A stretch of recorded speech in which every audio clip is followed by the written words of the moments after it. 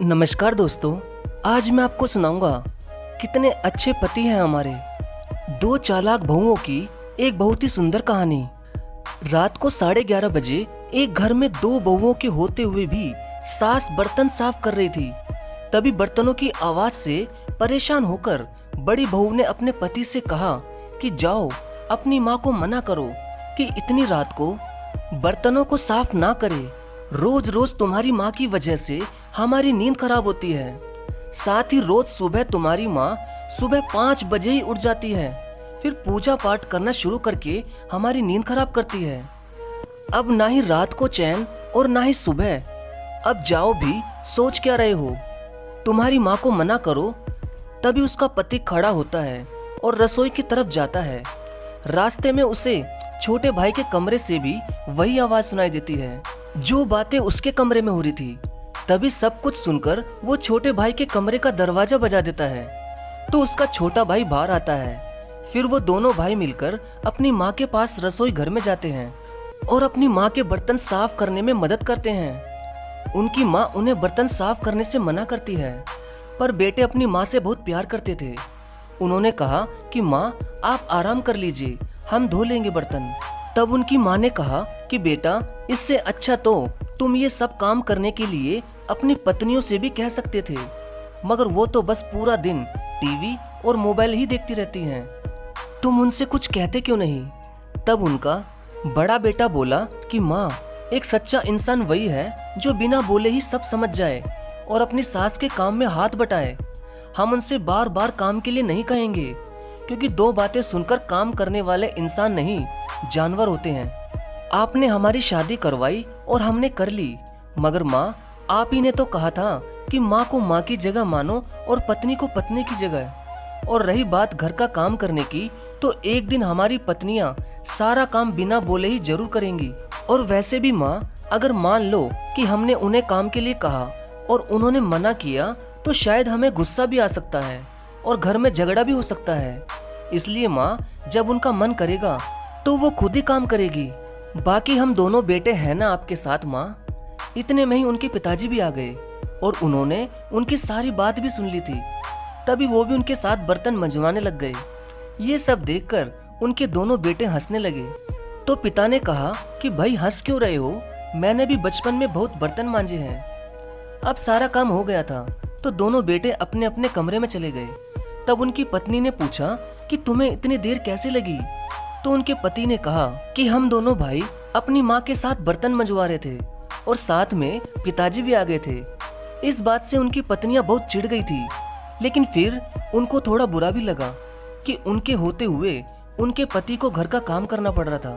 फिर वो सभी सो गए। अब सुबह 6 बजे ही उनकी माँ, पिताजी और उनके दोनों बेटे उठ गए और वो सब सुबह सुबह घर में ईश्वर की आरती करने लगे।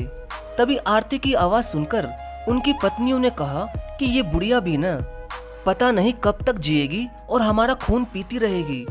तभी उनकी पत्नियों ने देखा कि उनके पति तो उनके बेड पर थे ही नहीं। तो जब उन दोनों ने मंदिर वाले कमरे में जाकर देखा तो उनके सास ससुर और पति सभी मिलकर पूजा कर रहे थे। ये देखकर उन दोनों बहुओं को बहुत ही ज्यादा बुरा लगा। तभी उनके पति ने उनको देख लिया और कहा कि अरे तुम जल्दी क्यों उठ गई? जाओ सो जाओ, अभी तो 7 ही बजे हैं। ये कहकर उन दोनों के ही पति अपनी माँ के साथ रसोई घर में चले जाते हैं और नाश्ता बनाने में अपनी माँ का हाथ बंटवाते हैं। और ये सब उनकी पत्नियां छुपकर देख रही होती हैं। अब उनको मन में थोड़ा बुरा लग रहा था, लेकिन अभी भी उन दोनों बहुओं में घमंडी भरा हुआ था। वो ये सब देखकर भी अपनी सास और पतियों की सहायता करने रसोई घर में नहीं गई। तभी एक दिन बड़ी बहू का पति अपनी पत्नी के पास आया तो उसने जल्दी से उससे कहा कि जो मैंने तुम्हें 20,000 रुपए दिए थे वो मुझे अभी चाहिए, क्योंकि अभी अभी माँ की अचानक ही बहुत ही ज्यादा तबीयत खराब हो गई है। तो उसकी पत्नी ने उसे साफ झूठ बोलते हुए मना कर दिया और कहा कि उन पैसों की तो मैंने शॉपिंग कर ली। अब उसका पति बहुत ही दुखी होता हुआ बोला कि चलो कोई बात नहीं, तुम तैयार हो जाओ, जल्दी हॉस्पिटल चलना है, तुम्हारी माँ वहीं एडमिट है। तब उसकी पत्नी बहुत ही ज्यादा चौंकती हुई बोली कि क्या मेरी माँ की तबीयत खराब है? तो उसके पति ने कहा कि हाँ तुम जल्दी करो, मुझे पैसों का भी इंतजाम करना है। तभी उसकी पत्नी आंखों में आंसू लिए बोली कि मैंने तुमसे झूठ कहा था कि 20,000 रुपये की मैंने शॉपिंग कर ली है। तभी उसके पति ने कहा कि कोई बात नहीं, तुम्हें जो अच्छा लगा वो तुमने कह दिया और मुझे तुमसे कोई शिकायत नहीं। ये सुनते ही उसकी पत्नी रोती हुई कहने लगी कि मुझे माफ कर दो, मैं बहुत बुरी हूँ। तुम्हें मेरी माँ की कितनी चिंता है और एक हम दोनों बहनें हैं जिन्होंने तुम्हारी माँ की ना तो इज्जत करी है और ना ही हम घर का काम करती हैं। फिर भी तुमने हमें कुछ भी नहीं कहा, हमें माफ कर दो प्लीज।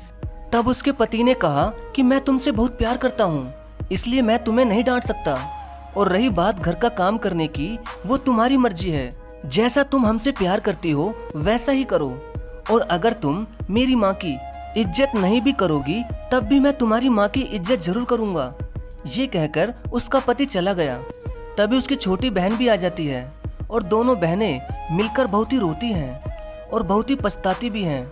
और अब उनको सब समझ आ चुका था कि जब हमारे पति बाहर काम करके अपनी माँ की घर के काम में सहायता करवा सकते हैं तो हम तो इस घर की बहू हैं, हम ये सब क्यों नहीं कर सकती।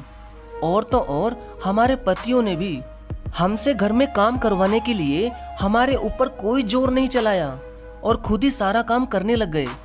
ये हमारे पति नहीं, देवता हैं, वरना इनकी जगह कोई और होता तो हमसे लड़ाई करके या हमें मारकर हमसे घर का सारा काम करवाता, मगर इन्होंने ऐसा बिल्कुल भी नहीं किया और हमारी सास ने भी हमें कुछ नहीं कहा।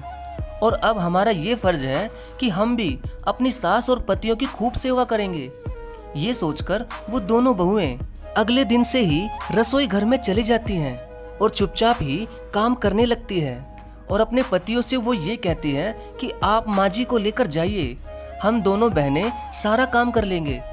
तो उनके पति ने कहा कि नहीं, हम कर लेंगे, तुम दोनों बहनें आराम कर लो।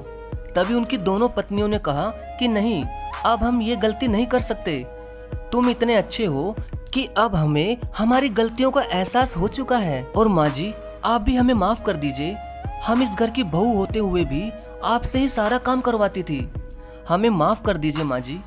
तो उनकी सास ने कहा कि बेटी तुमने कुछ भी नहीं किया, अभी तुम नादान हो, अगर तुम्हारी जगह मेरी बेटी भी होती तो मैं उसे भी काम के लिए बिल्कुल भी नहीं कहती, तुम मेरी बहू बाद में पहले बेटी हो। ये सुनकर वो दोनों बहुएं अपनी सास के पैरों में गिर जाती हैं और उनसे खूब माफी मांगती हैं और बाद में बेटे भी बहुत खुश थे। वो दोनों ये सोचकर खुश थे क्योंकि उनको अपनी पत्नियों से लड़ाई भी नहीं करनी पड़ी और वो सुधर भी गई। तो दोस्तों, क्या आप भी ऐसे पति हो जो अपनी पत्नियों से बिल्कुल लड़ाई भी ना करे और उनकी पत्नियां भी सुधर जाए और घर में शांति भी बनी रहे? कमेंट में जरूर बताना, मैं आपके कमेंट का इंतजार करूंगा। धन्यवाद।